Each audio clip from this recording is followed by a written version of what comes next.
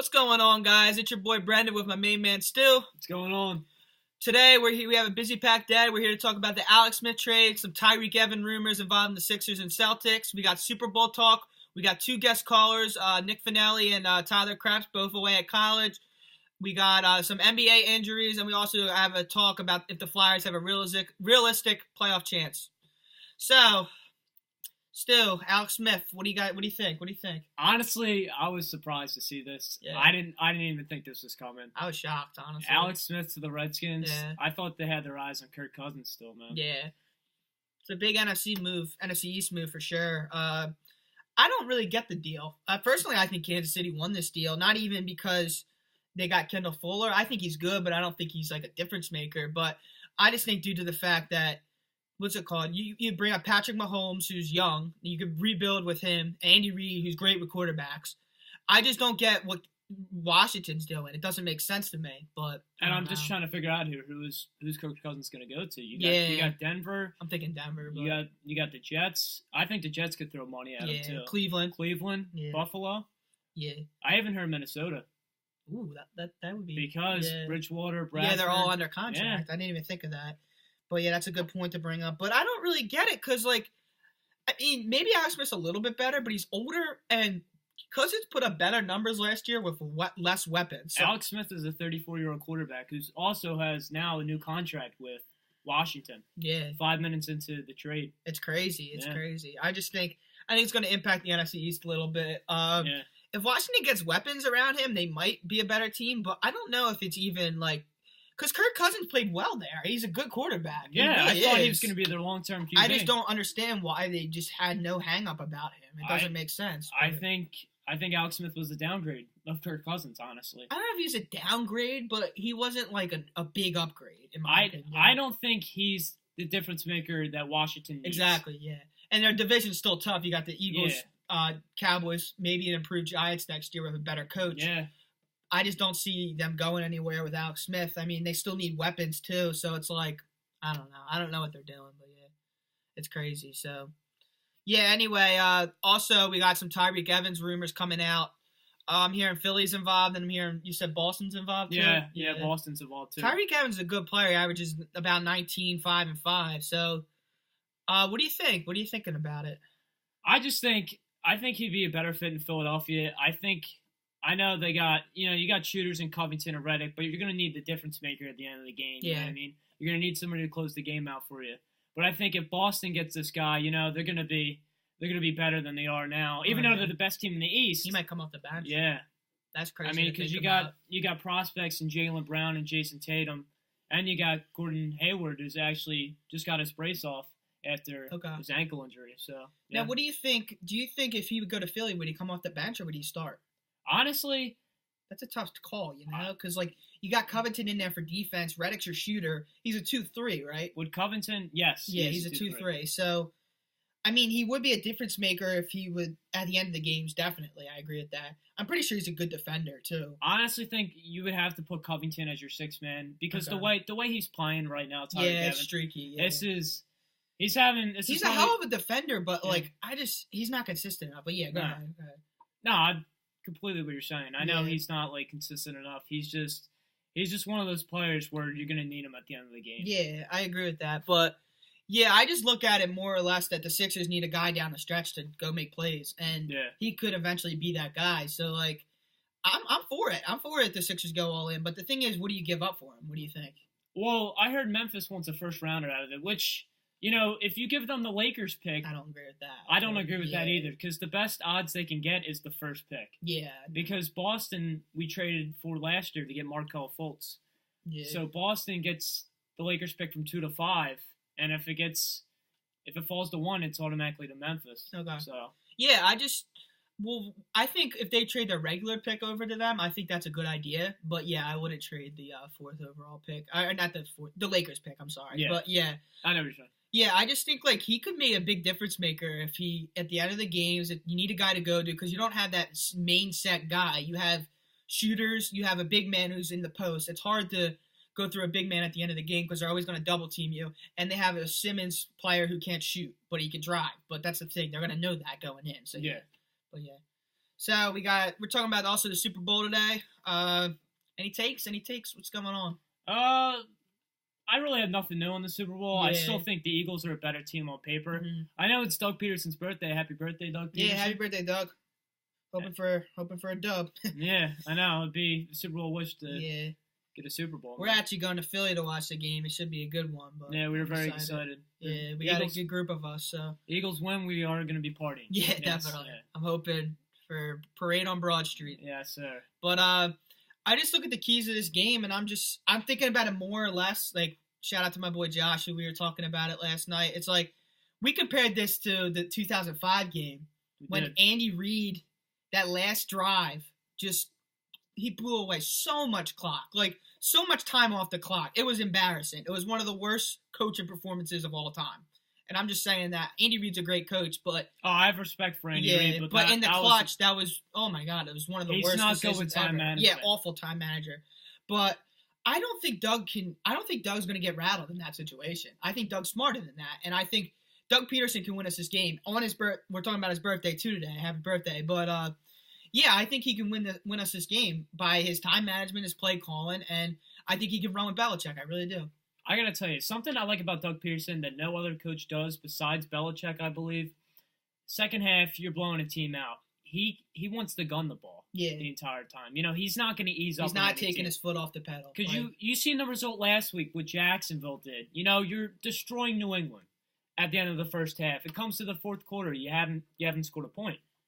You know, New England got those 2 touchdowns in the fourth quarter to win the game, and they had one to Danny Amendola, the very last touchdown, which kind of sealed the game. And, you know, Jacksonville's offense lost all the confidence for it. So I'm just thinking Doug Peterson, you know, starts gunning the ball, and we don't ease up in New England, and I think the Eagles can win the Super Bowl. He's got to be Coach of the Year. You got to think, right? Yeah, he's had the best record in the NFL. At first I went McVay, but the way I know you can't count playoffs, but the way he is coaching in the playoffs is a huge reason why we're still in it and in this game. You know, the MVP coming in the league, Carson Wentz, you know, got hurt, and you're playing with a backup quarterback, and you're still winning. And he's balled out, too. It's not like he's been, like, a scrub. He's been balling McVay's got Jared Goff, so. Yeah.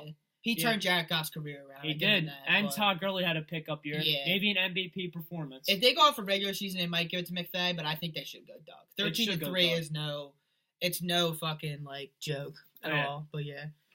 So we got our guest speakers coming up. We got Nick Finelli coming up, and we got Tyler Krebs coming up.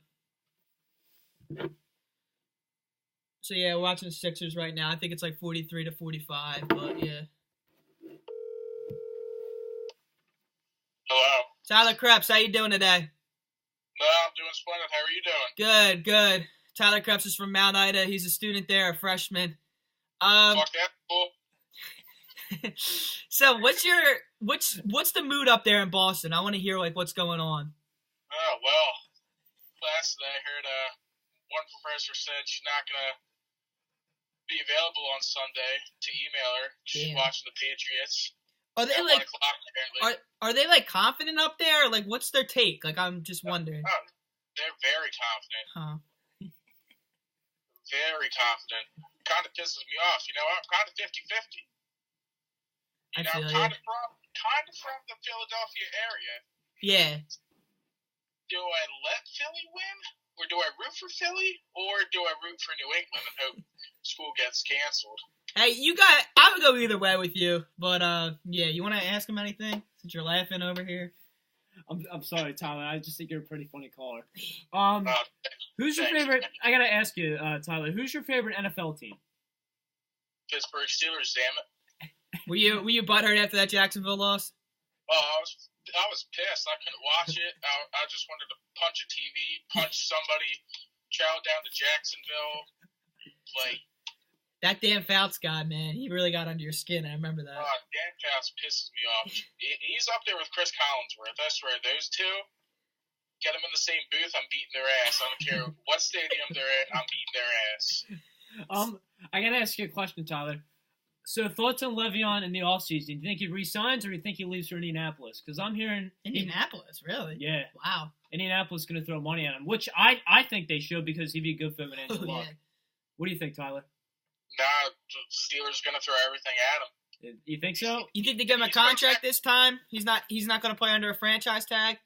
Nope. He said if he's playing under a franchise tag, he's either retiring or he's leaving. So Pittsburgh's going to give him that money. I will. I'm pulling for him, man. I'm pulling for him. Yeah, you guys need him for sure because you can't lose that triple B's in that weapon. He's too good for that. Tyler, we have another question for you. You all right? Fire at him. Your favorite sports movie and why?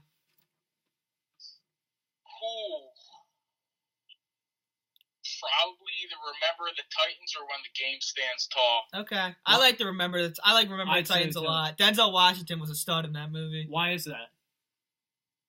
Both football movies, both excellent movies. I never seen When the Game Stands Tall, but that's with Al Pacino, right?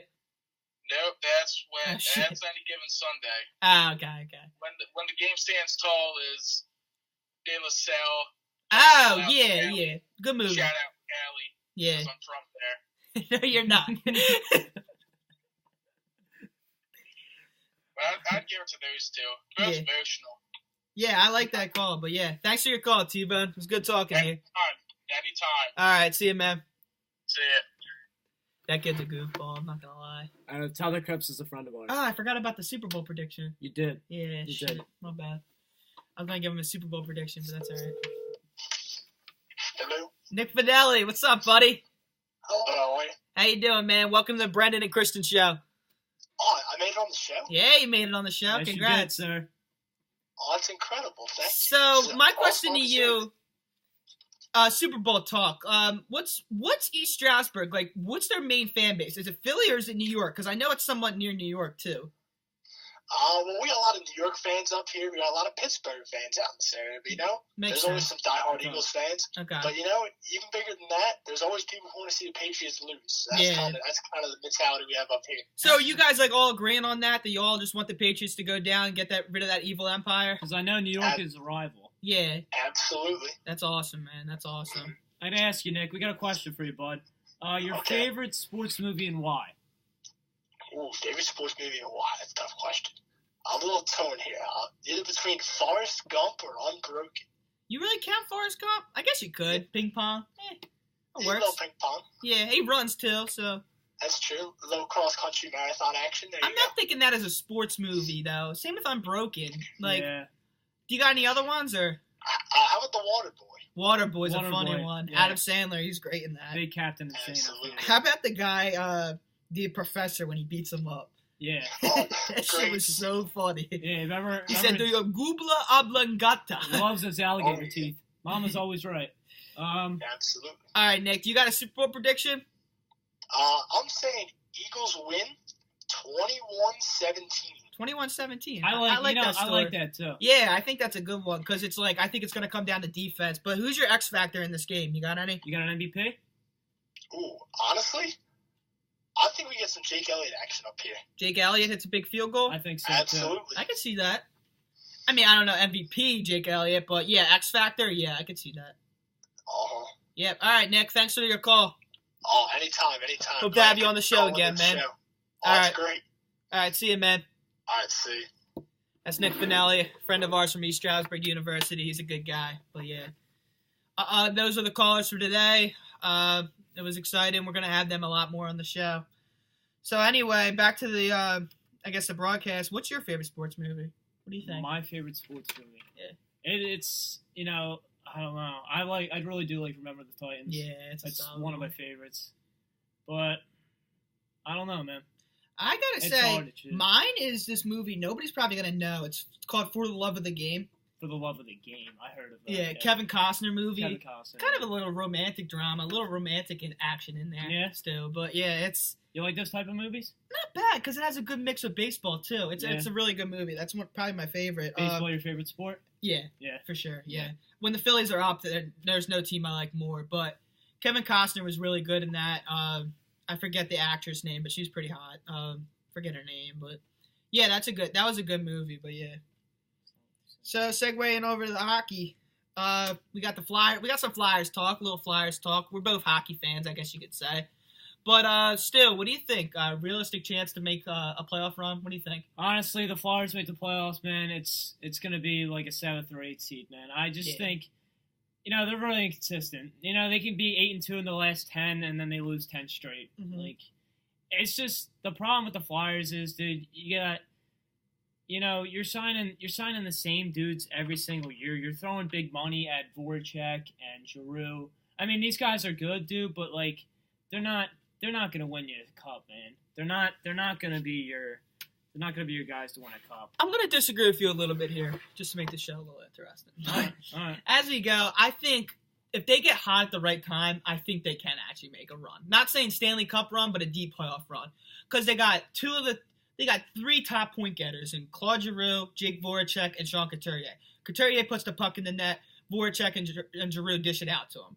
I think if you can get Wayne Simmons going and Nolan Patrick, those are your X factors down the stretch. If they get hot at the right time, I'm not saying they can win the Stanley Cup, but they can make a deep playoff run.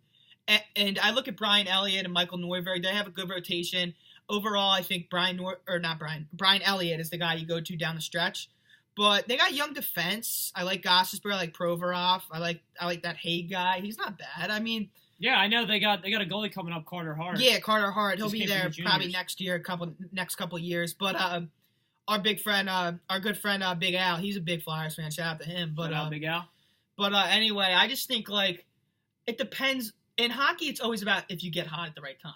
You look at the Flyers in 2010 were a 7 seed. You look at LA, was it 8 seed? They won the cup. You look at Nashville last year, 8 seed. You know, I'm gonna make a little analogy here. Yeah. You remember last year with Pittsburgh? You started out crappy. Or that was 2 years ago. 2 years ago, yeah, I'm sorry. Yeah. Halfway throughout the season. Mm-hmm. The next season, they were the hottest team in the NHL. Yeah. They won all the way to the Cup and won. They did it, back-to-back times. And I'm a Flyers fan. I love the Flyers, so I hate seeing Pittsburgh win. Definitely. But, it's all, you're right. It's all about who's the hottest team coming in and, who's got the most confidence. Mm-hmm. I mean, the 1 seed can lose any single time. Oh, yeah.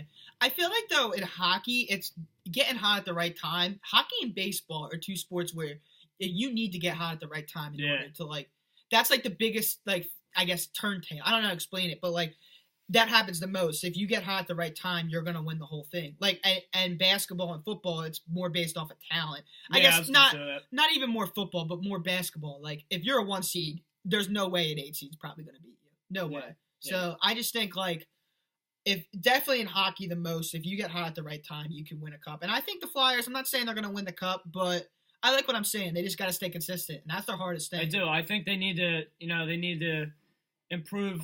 I mean, the defensemen are nice, but they need to, they need a couple more years of experience to be, elite players. Yeah, I'm not saying, like they're going to raise the Stanley Cup on Broad Street along with hopefully the Eagles, and, but we'll see. This is a question here. What if, when these defensemen evolve and they become elite players, will Giroux be out of his prime? That's the thing. Yeah, I agree. Because he's getting to be an older player. Yeah, their window is closing. It's shutting, and it scares me a little bit. So I think their window's 5 years because Giroux's how old? 30.